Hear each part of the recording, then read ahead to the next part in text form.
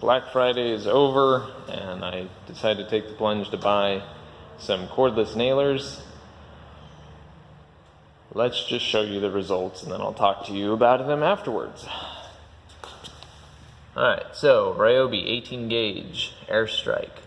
This is what it did on medium setting. Very kind of sporadic around there. Down here is Ryobi 18 gauge at its highest setting. Now here we've got 3/4 inch pine going into 2x6 treated. The 2x6 treated is dry, it's not wet anymore. But down here it's just a piece of pine. That's it, just a, let's see, probably a 2x3 piece of pine. And it sunk them all just fine right here, no problems. When it got over this knot, you can see it could not sink them in. None of them went in. Once you got past the piece of pine, still there's a little bit of knot here, so these are proud. Then we come over here, this is a piece of boat arc.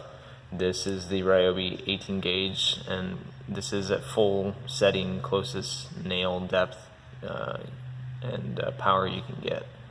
And it could not sink that into the boat arc, which is very dense wood. It could sink it into oak a lot deeper than that, but not boat arc.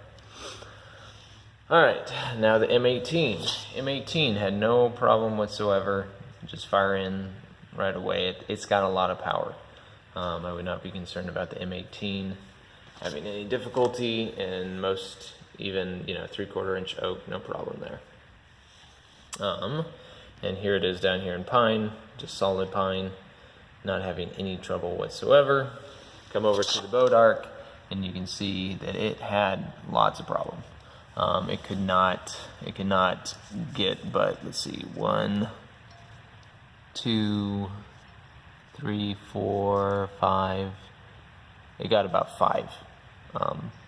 5 of the nails flush. None of them were countersunk, but the majority of them are crumpled or proud. So anyways, not enough trouble to stick it into there. However, my DeWalt and Hitachi pneumatic nailers, they can sink it into this all day long and send it down countersunk.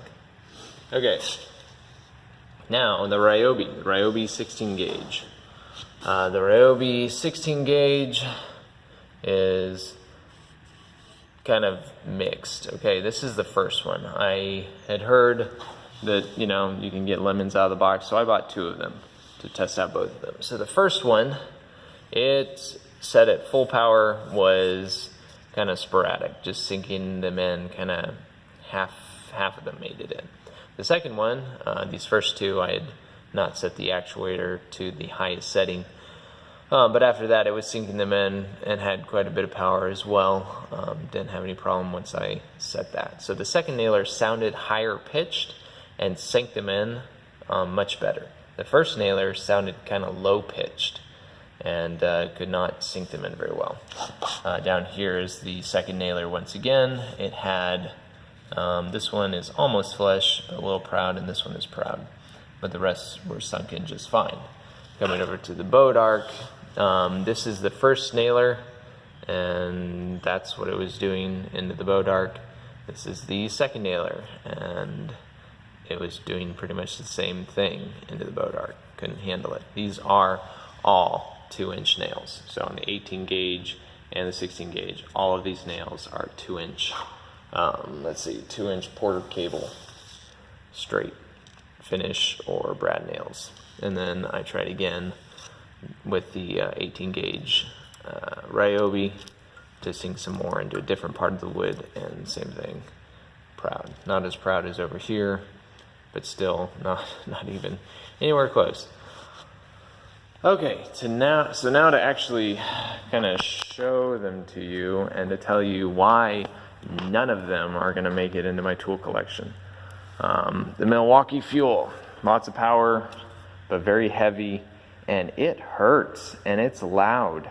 For those of you wearing headphones right now, and you've got it up to the highest setting, and yeah, I'm just going to warn you, you might want to turn down your volume. Maybe this won't sound as loud, but Alright, let's do this.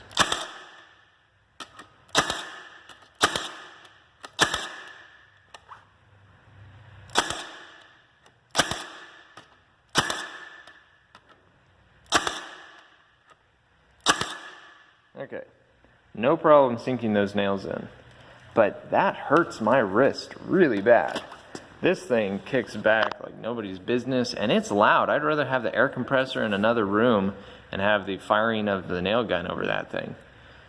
That thing is loud, but the main problem with it is its weight and the fact that it hurts my wrist. After firing in all these nails, my wrist is hurting me.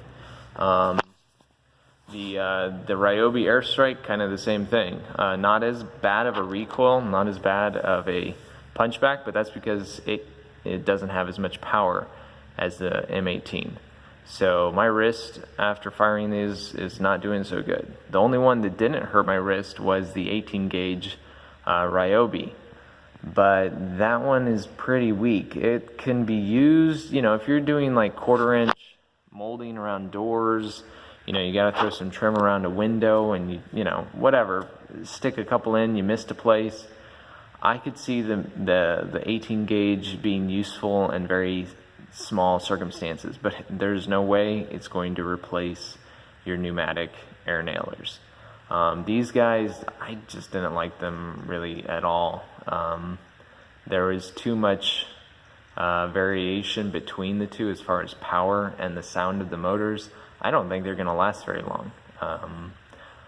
So yeah, the one that I liked the most, obviously for power, was the M18. That one didn't have any problem with anything except the boat arc, but it got a whole lot closer to sinking them into that wood than the Ryobis, and I'll show you that over here.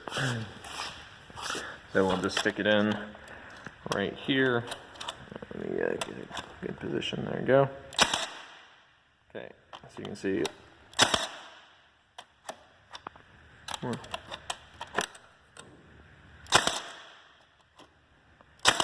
I mean, I've got the nose pushed into the wood, and you can see it is just bending them. Lots of power, but it just can't drive the nails in. So, like I said, I've got the nail tip as close as I can, and I've got the setting.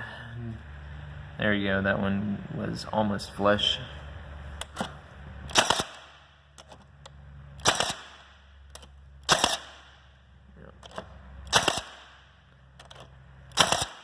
So if you want power and you don't have any problem with your wrists and you don't mind the noise, then the M18 would be a much better choice as far as running into a house, sticking a couple of nails into something and being done with it. But I would still much rather pull out my air compressor and my pneumatic nailer and use that throughout the whole house for a real job than use these. Now, the big shock. I am not a Milwaukee or a Ryobi tool guy. I love Milwaukee's stuff, but I can't afford it, so I've had to stick with DeWalt and use their 20-volt stuff. And so the first cordless nailer I bought was a year ago, thinking, you know what, I want to see how this works. They look really big and clunky, the 16 gauge DeWalt finish nailer. But I was like, you know what, I want to give it a try. So I bought it, put about 800 nails through it, and out of all of these, it was the nicest to use. It was heavy, but all of these are heavy. And it did a really good job on the cedar casing that I was putting in a home. I even gave it to another contractor, and he used it, putting up some cedar that was working in the home too. Altogether, we put in about 800 nails. And then, probably, about 800 nails. And then it would fire one nail into the wood, and then it would start flashing, saying that it was jammed. So you'd pull out the battery, take the battery back on, and it'd fire one more nail, and then say it was jammed. So you'd pull the battery off. So anyways, the DeWalt failed. I tried to fix it, tried to, get the firing pin to re-actuate, tried using smaller nails, tried, a bunch of different things to try to get it to work again.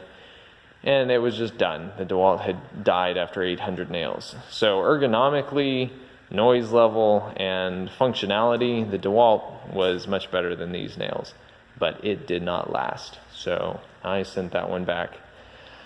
So unfortunately, out of the Milwaukee, the Ryobi, the DeWalt, none of them were a good choice. And I would not recommend any of them to anyone. Like I said, the Milwaukee Fuel, it has just as much power as the DeWalt had, maybe a little bit more power, but the kickback on my wrist is not worth it. I would just not use it for that fact alone. So hopefully this helps you to see the light as I have and to give up on cordless nailers until someone comes out with something better. I know there are others out there. There's Porter Cable, there's Hitachi, I'm sure there are others, but I mean, if Milwaukee and DeWalt can't get it right, and DeWalt's had it nailers out for a long time, then I'm not really hopeful anyone's going to do it. Yeah. So hopefully this helps you to make a decision regarding these things. And if you're like me and you don't believe anybody on the internet and you want to try it out for yourself, well, feel free. Buy it all from Home Depot. Try it out, and then when it turns out to be a piece of junk, you can just send it back. Yay. Gotta love Home Depot's return policy. So, oh well.